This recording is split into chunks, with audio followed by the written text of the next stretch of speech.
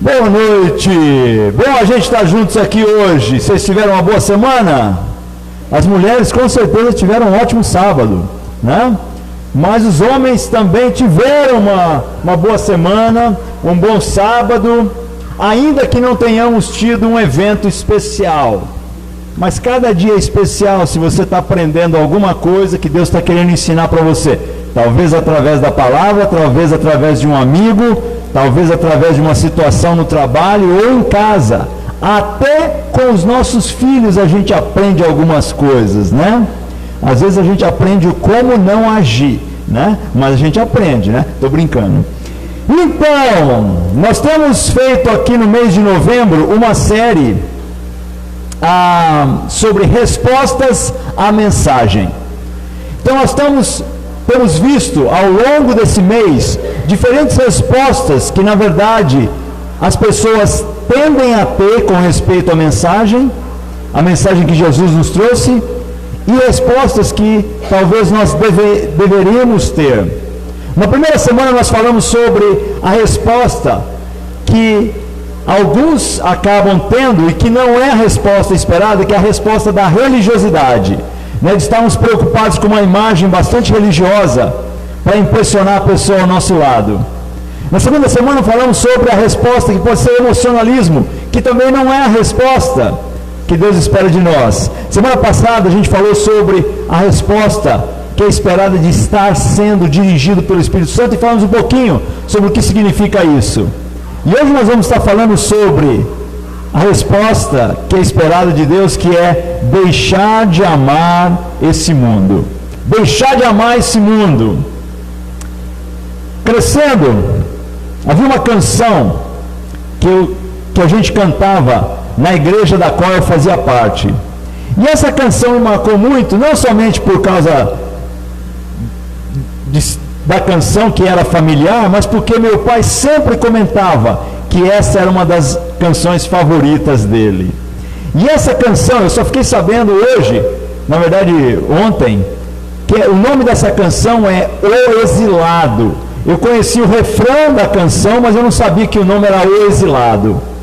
E o primeiro refrão, na verdade era uma canção, a letra muito interessante, mas a música era uma música que foi retirada de uma canção de faroeste americano e colocaram essa letra, mas uma letra muito interessante.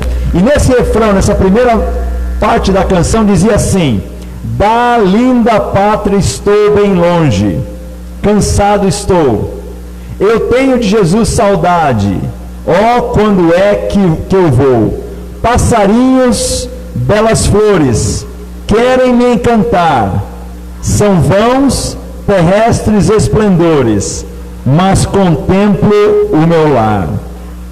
E eu consigo entender por que meu pai gostava tanto dessa canção.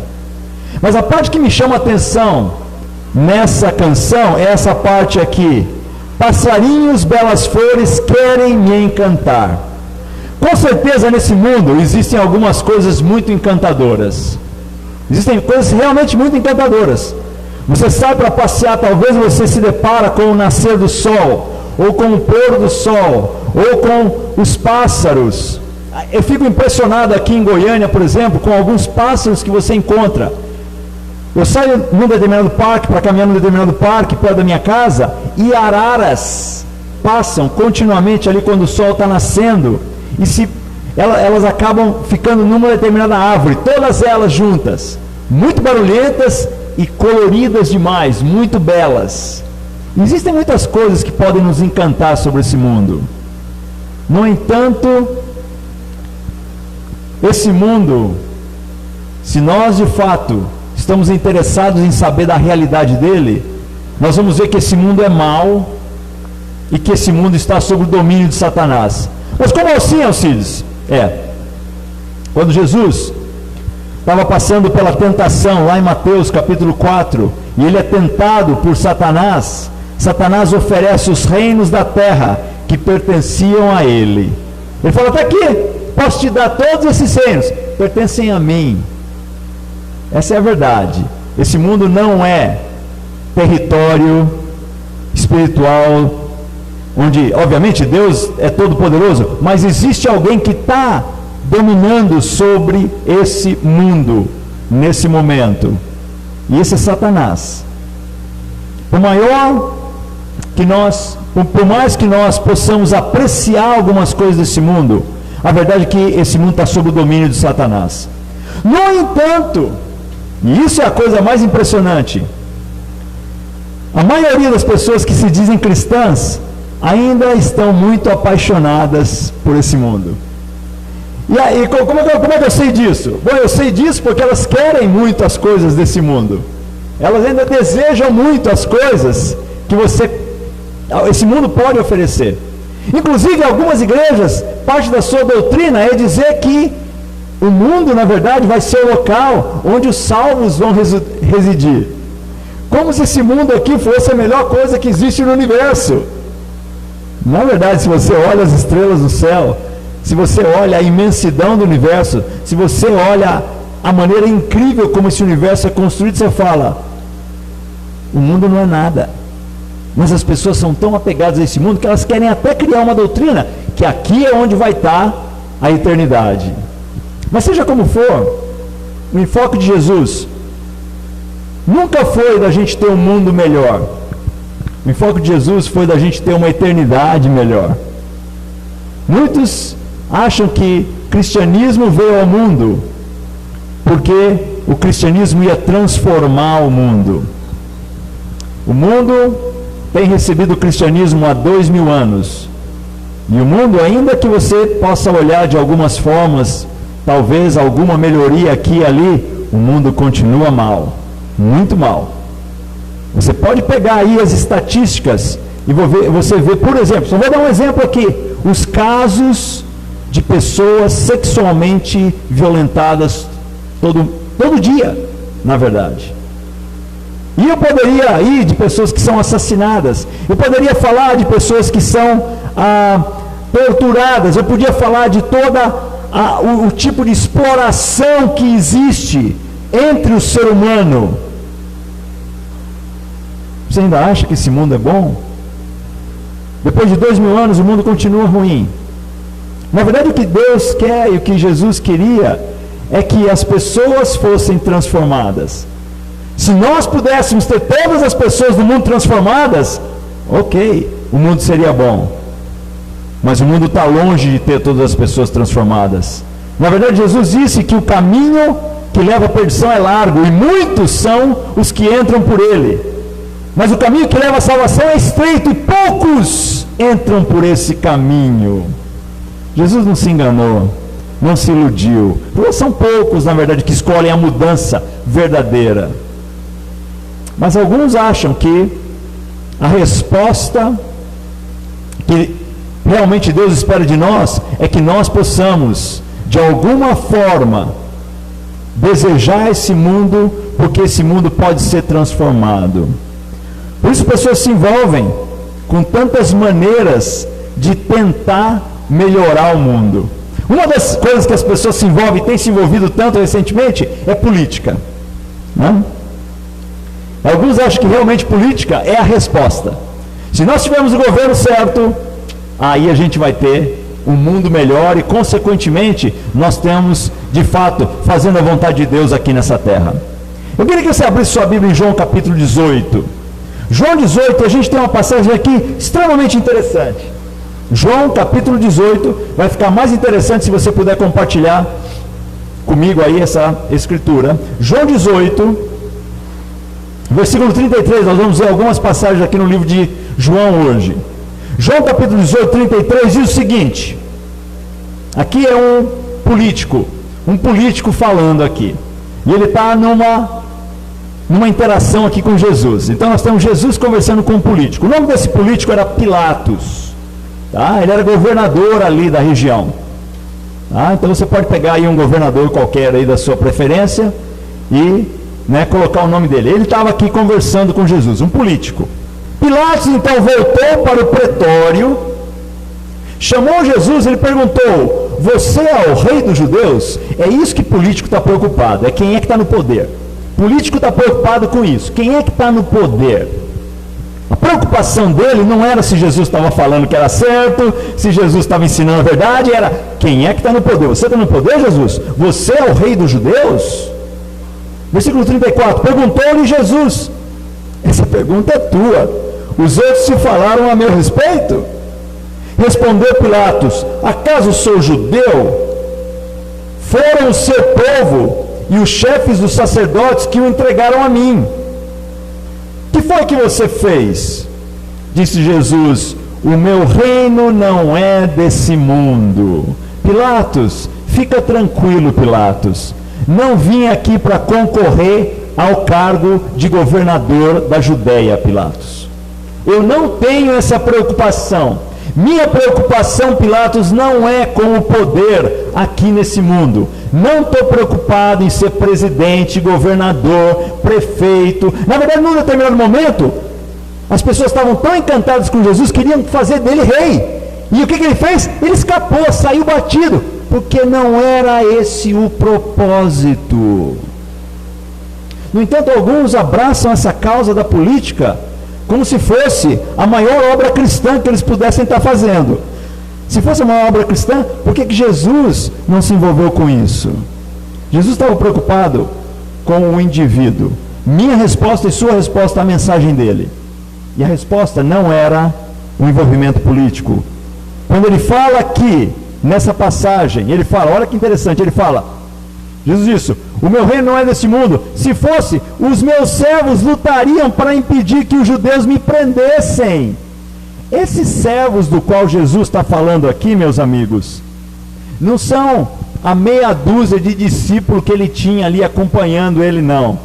Não estou falando das multidões que ouviam a mensagem e às vezes ouvia alguma coisa que não queria e saía batido. Estou falando daqueles que realmente estavam acompanhando Jesus. Era meia dúzia.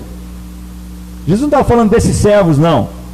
Jesus estava falando, quando ele fala lá em Mateus, capítulo 26, versículo 53, ele fala sobre 12 legiões de anjos. Ele fala, olha meu amigo, se eu quisesse, eu podia chamar 12 legiões de anjos. Uma legião é o equivalente a 6.000 soldados. Multiplica 6.000 por 12, 72.000 anjos. Não são soldados não, são anjos. Esses são os servos dele. Falava, olha, eu chamava essa meia dúzia aqui e dava conta disso aqui tudo. Mas esse não é o meu alvo. O ponto não é essa terra. No entanto, existem tantos que estão tão encantados com essa terra. Alguns acham que leis melhores serão a resposta. Queremos leis melhores? Claro que queremos leis melhores. Claro que queremos justiça. Todo mundo quer isso. Mas nem essa foi a causa de Jesus. João capítulo 17. Abre aí um pouquinho aí. Mesmo livro aí, vai um pouquinho aí para frente. João 17, no versículo 14. Jesus disse o seguinte. João 17, 14. Dei-lhes a tua palavra. Ele está falando aqui para Deus que ele deu a palavra dele a quem? E o mundo os odiou. Deu a palavra aos seus discípulos e quando esses ouviram a palavra dele, o que o mundo fez com ele? Os odiou. O mundo não trouxe, falou, puxa, que legal, vamos fazer das leis de Jesus agora a nossa lei. Puxa, agora a coisa vai... Não, o mundo não quer a lei de Jesus, ele não quer a palavra de Jesus. E ele continua dizendo, pois eles não são do mundo. Ou seja, os discípulos de Jesus não são do mundo. Como eu também não sou. Eu não pertenço aqui. Eu não estou atrás disso aqui. Não rogo que os tires do mundo, mas que os proteja do maligno. Por quê? Porque essa terra é do maligno. Proteja eles do maligno, Deus. Eles não são desse mundo. Os discípulos verdadeiros não são desse mundo. Como eu também não sou. Santifica-os na verdade. A tua palavra é a verdade.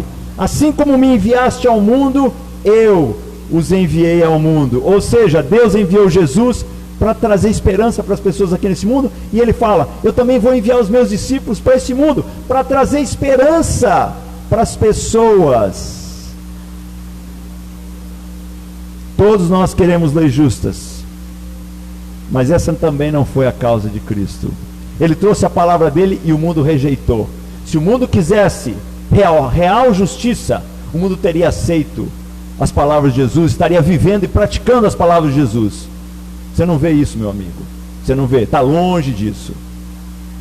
Alguns acham que a causa realmente é a cura das doenças. Bilhões de dólares são gastos anualmente. Você vai falar na cura de doenças? Não.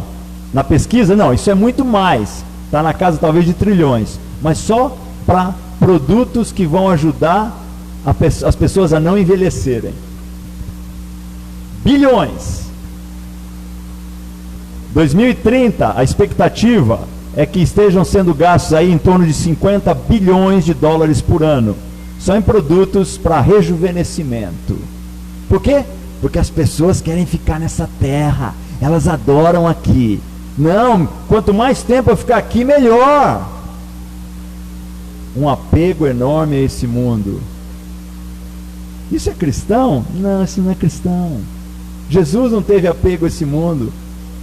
Na verdade, em João, capítulo 6, versículo 25, nós lemos o seguinte, João 6, 25. Um pouquinho para trás aí, diz assim: quando o encontraram do outro lado do mar, isso aqui é a multidão encontrando Jesus, perguntaram-lhe: mestre, quando chegaste aqui?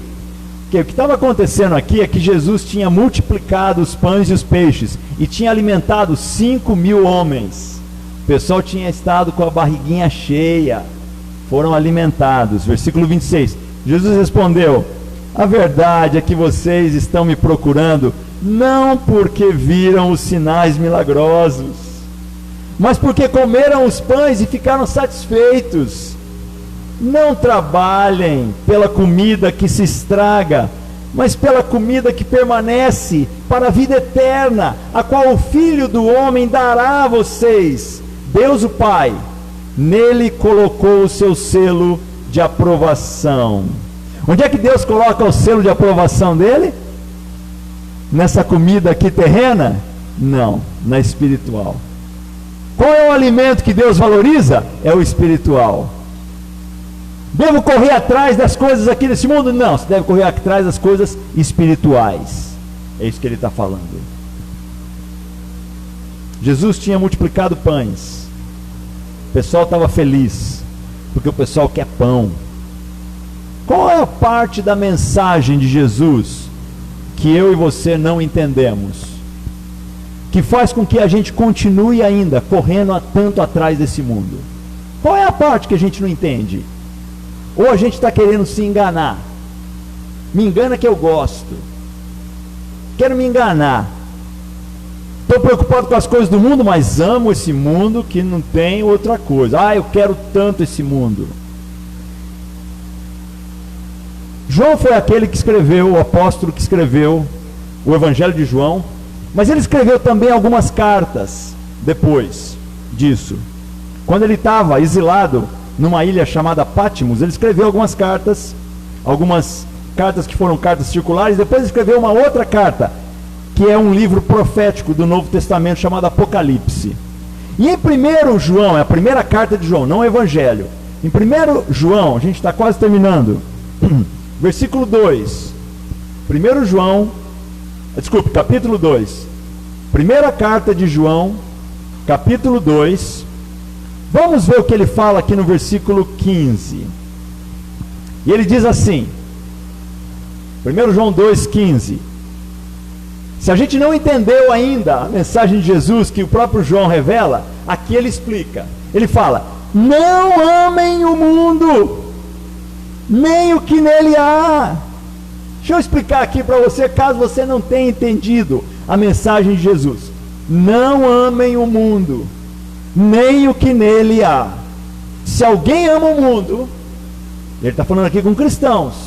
Era uma carta para cristãos. Se alguém ama o mundo, o amor do Pai não está nele. Ó, não tem jeito de amar o mundo e achar que você está bem com Deus. Pois tudo o que há no mundo... Ah, mas tem algumas coisas que são boas. Assim, não, tudo o que há no mundo. O que há no mundo? A cobiça da carne, a cobiça dos olhos e a ostentação dos bens. É isso que você encontra no mundo. O mundo tem isso aqui. Ah, mas não, é isso aqui. O retrato do mundo é esse. E diz, isso não provém do Pai, isso não vem de Deus, isso é do mundo, que a gente sabe sob o comando de quem que está, isso não é de Deus. Versículo 17, o mundo e a sua cobiça passam. Passa por quê? Porque eu e você vamos morrer. Mais cedo ou mais tarde, pode não ser de Covid, mas um dia a gente vai morrer, então vai passar. Mas aquele que faz a vontade de Deus permanece para sempre. E ele está colocando aqui o grande contraste de você trabalhar para as coisas desse mundo e de você trabalhar para a vida eterna. Ele diz, pois tudo o que há no mundo não vem de Deus. Agora, mais claro do que isso é impossível. Pessoas estão numa constante procura. E se você observa um pouco as pessoas ao seu redor, no trabalho, na escola, vizinhos, parentes, as pessoas estão numa constante procura. Para alguns é sexo. Ah, não, se eu tiver sexo com essa mulher, ou se eu tiver sexo com esse homem, aí a coisa vai ficar legal. Mas não fica legal. Não, talvez se eu tiver sexo com a pessoa do mesmo sexo, aí vai ficar legal. Mas também não fica legal. Não, talvez se eu tiver sexo com criança, aí vai ficar legal. Não, e não fica legal. Isso é o mundo. É a cobiça que existe no mundo. Eu quero mais prazer. Eu quero encontrar satisfação. E não encontra. As pessoas no mundo não encontram satisfação nessas coisas. Como é que você sabe, Alcides? Porque a depressão nunca foi tão alta. Se essas coisas estivessem satisfazendo as pessoas, não ia ter depressão mais. Como é que eu sei? Porque as pessoas continuam tendo que se entregar ao alcoolismo, às drogas, de todos os tipos. Para quê? Para poder se livrar da tristeza interna que elas têm. Por quê? Porque a cobiça desse mundo não traz a plenitude das coisas. Não traz. E você? Que coisas você corre atrás hoje? De que coisas?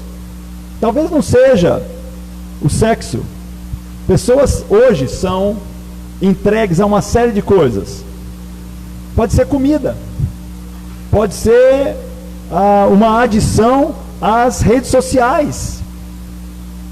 Tem um monte de coisa que as pessoas se entregam hoje, tentando encontrar satisfação. Nossa última escritura aqui em 2 Timóteo capítulo 4. Isso aqui foi uma carta que Paulo escreve a um amigo dele chamado Timóteo. E ele está dizendo aqui para Timóteo sobre o que tinha acontecido com ele. Algumas coisas que tinham se passado. Em Timóteo capítulo 4, no versículo 9, ele diz o seguinte para Timóteo. Ele fala: procure vir logo ao meu encontro, falando com Timóteo, vem aqui me visitar. Ele estava preso em Roma. Paulo estava preso nessa época. Vem aqui ao meu encontro, pois Demas era um outro cara que por algum tempo esteve com Paulo, por algum tempo esteve junto com Paulo, por algum tempo esteve na missão de espalhar a boa notícia, de salvar pessoas, de trazer pessoas à perspectiva certa sobre a eternidade. Pois Demas, amando este mundo. Olha, você pode ter ficado entre os cristãos por algum tempo, você pode ter até se envolvido bastante na causa, não significa que você não tem como voltar a desejar esse mundo. Pois Demas, amando este mundo, abandonou-me e foi para Tessalônica. A gente não sabe ao certo o que aconteceu, só sabemos que ele colocou o mundo na frente das coisas de Deus. É isso que a gente sabe. Crescente foi para a Galácia e Tito para a Dalmácia. Lucas está comigo. Lucas é esse médico que também era advogado, que escreveu o Evangelho de Lucas e escreveu o livro de Atos dos Apóstolos. Traga Marcos com você, porque ele me é útil para o ministério. Meus amigos, nós podemos ter sido bastante espirituais em um determinado momento de nossas vidas, mas nós vamos precisar ser espirituais até morrer. Às vezes eu encontro com as pessoas, eu estudo a Bíblia com as pessoas, e as pessoas querem me dizer: puxa, eu cresci na igreja, puxa, eu fui muito dedicado, agora eu estou meio afastado, mas eu fui muito dedicado. Como se a dedicação dele no passado resolvesse tudo. Jesus falou: ser fiel até a morte, e eu te darei a coroa da vida. Ser fiel até a morte. É até a morte que você precisa ser fiel. Não é por 2 anos, não é só quando você estava ali empolgado. É até a morte. Eu não sei onde é que você se encontra hoje na sua vida espiritual, mas a resposta à mensagem é a resposta de deixar de amar esse mundo, de deixar de amar as coisas desse mundo, de buscar as coisas eternas. Nós vamos participar agora da ceia como